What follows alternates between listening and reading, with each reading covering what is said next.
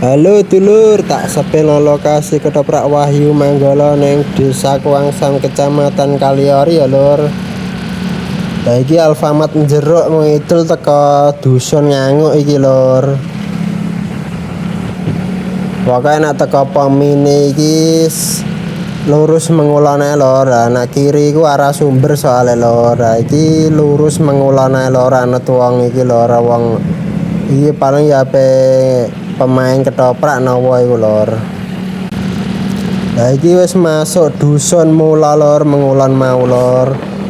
Lah iki lurus Mengulan meneh lur, isih lumayan, isih sak kilonan pokoke lur.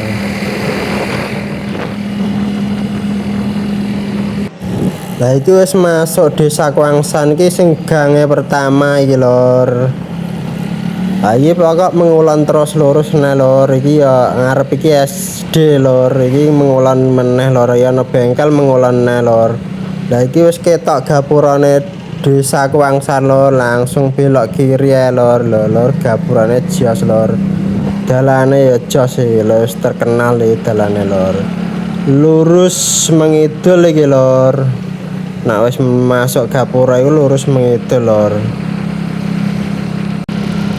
Ana gapura iki ya isih lurus mengidul lur pokoke lur. Nah iki iku arah pundene Desa Kuangsang lur.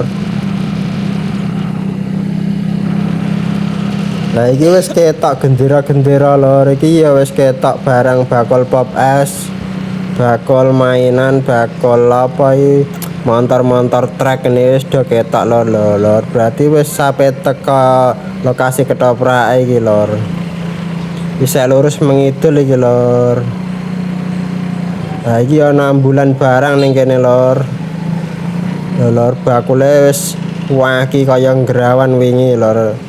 Soalnya daerah kene lae ada jajanan wonge lur. Kaya bakul bakmi ini walang nang ngerubuti sak mba wong-wong tuwane lur. Lah iki lur. Iki lokasi ketoprak semene ambane lur. Ndelok iso ora kuwatir pokoke lur. Ambane mbah wis. Pak ngger kabumi iki enak pokoke lur.